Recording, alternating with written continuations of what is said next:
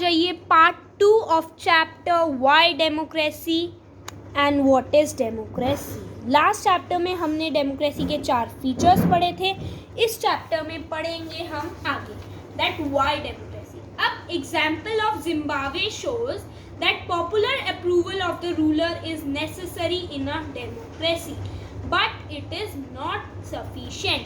ऐसा नहीं है कि जो एक इंसान इलेक्ट हो गया वही सारे डिसीजन ले गया। डेमोक्रेसी में काफ़ी सारे लेवल्स होते हैं। डेमोक्रेसी में होता क्या कौन कौन है? Executive, legislative and the last but not the least judiciary. तीनों एक दूसरे को देखते हैं। लेजिस्लेचर्स बनाते हैं laws, executive implements the laws and judiciary takes check। तो तीनों का अपना अपना काम है लेकिन तीनों एक दूसरे पे चेक करते रहते हैं।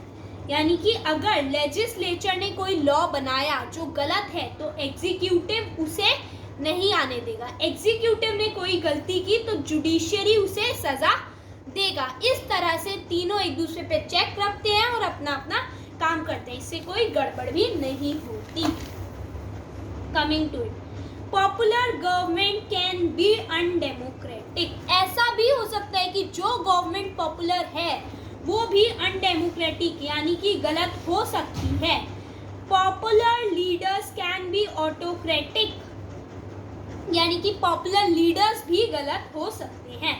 If we wish to access a democracy, it is important to look at the election, but it is equal important to look before and after the elections। ऐसा जरूरी नहीं है जो elections में elect हो गया वही सही हो।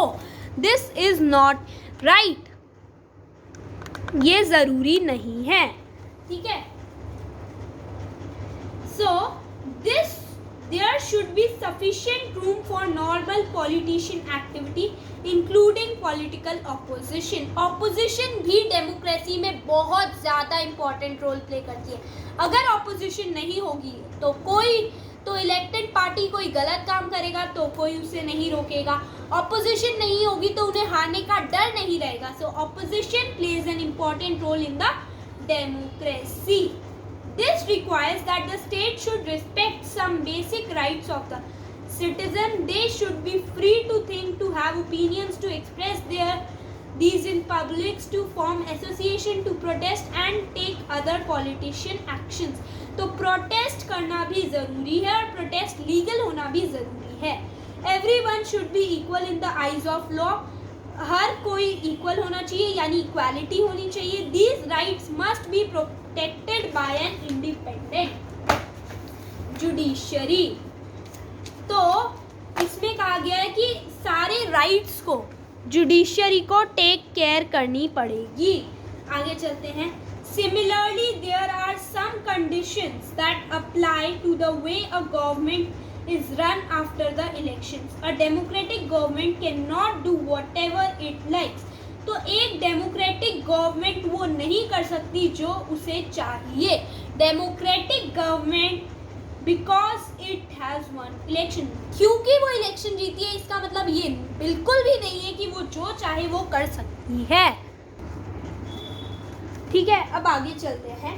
इन particularly it has some basic rules. तो एक डेमोक्रेटिक गवर्नमेंट भले ही वो जीत चुकी है इलेक्शन तब भी वो जो चाहे वो नहीं कर सकती। उसके कुछ रूल्स हैं। In particular it has to respect some guarantees to minorities. Every major decision has to go through a series of consultation. यानी कि एक अकेला बंदा डिसीजन नहीं ले सकता, उसे एग्जीक्यूटिव, लेजिस्लेचर, जुडिशरी और भी काफ़ी लोगों से कंसल्ट करना पड़ेगा, ठीक है।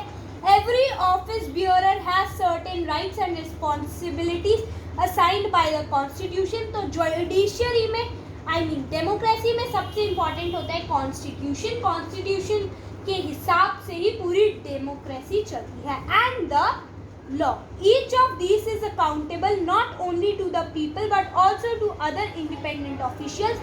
We shall read more about this in chapter 5। तो chapter 5 में हम और पढ़ लेंगे। Both these aspects give us the fourth and final feature of democracy. A democratic government rules within limits set by the constitutional and citizen rights. आगे summary, अब definition कर लेते हैं. इतना पढ़ लिया डेमोक्रेसी के लिए, अब इसकी डेफिनेशन कर लेते हैं. Let us sum up with the discussion so far. We started with a simple definition. हमने स्टार्ट किया था एक सिंपल definition से, that democracy is a form of government in which rulers are elected by the people. We found that this definition was not adequate unless was explained some of the keywords used in it. So a series examples we worked out 4 features. तो democracy के 4 features हैं. Accordingly, democracy is a form of government in which, अब इन चारों को पढ़ लेते हैं. Rulers elected by the people take all major decisions. जो इलेक्ट पीपल ने किया है उसी के साथ फाइनल डिसीजन रहना चाहिए. Second, elections offer a choice and fair opportunity to the people to change the current ruler. तो पीपल के पास ऑपोजिशन चॉइसेस होनी चाहिए. This choice and opportunity is available to all the people on an equal basis. यानी कि ऐसा नहीं होना चाहिए कि सिर्फ मेन वोट कर सकते हैं या सिर्फ वुमेन वोट कर सकती है या सिर्फ कुछ लोग वोट कर सकते हैं कुछ नहीं कर सकते हैं, या किसी की वोट की वैल्यू ज़्यादा है किसी की कम है. ये नहीं होना चाहिए. सबको इक्वल राइट्स मिलने चाहिए और इक्वल वोट मिलना चाहिए. The exercise of this choice leads to a government limited by basic rules of the constitution and citizens' right. कि एक गवर्नमेंट वो नहीं कर सकती जो वो चाहती है, उसे कुछ लॉज और का भी ध्यान रखना पड़ेगा. अब कमिंग टू व्हाई डेमोक्रेसी.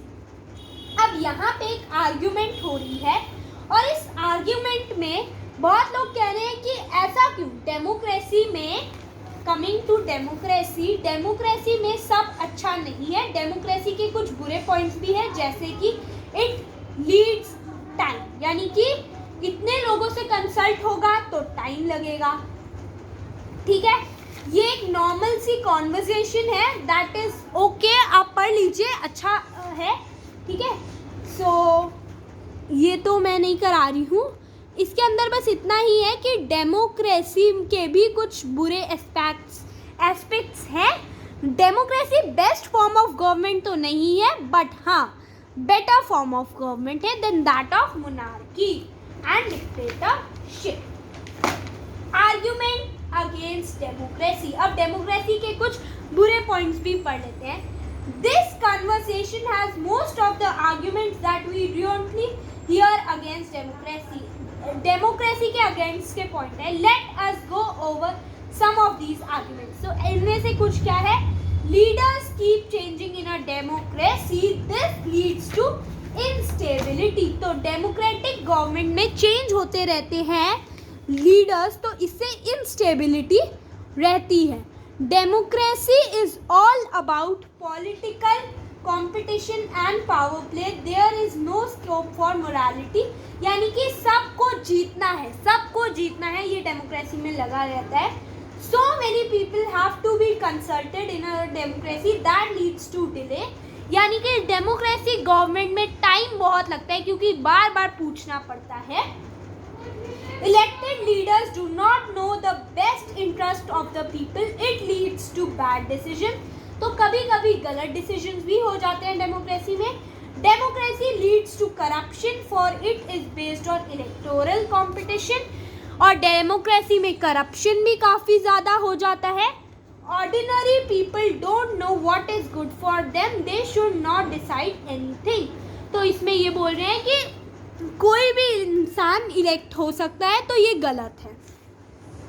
ये कुछ आर्ग्यूमेंट्स हैं, but yet democracy is a very nice form of government. हम मानते हैं कि डेमोक्रेसी बेस्ट नहीं है, but democracy better form of government है. Are there some other arguments against democracy that you think of. अगर आपको लगता है कि डेमोक्रेसी के और भी कुछ अजीब एस्पेक्ट्स हैं तो आप प्लीज़ कमेंट कीजिए, मैं भी देखना चाहती हूँ. Which of these arguments applies mainly to democracy? Which of these can apply to misuse of any form of government? Which of these do you agree with? आप किन किन से एग्री करते हो, please comment me. Clearly democracy is not a magical solution for all the problems. हाँ, ये हम जानते हैं कि डेमोक्रेसी सारी प्रॉब्लम्स का सोल्यूशन नहीं है. It has not ended poverty in the country. इसने पॉवर्टी नहीं हटाई है. We know democracy as a form of government only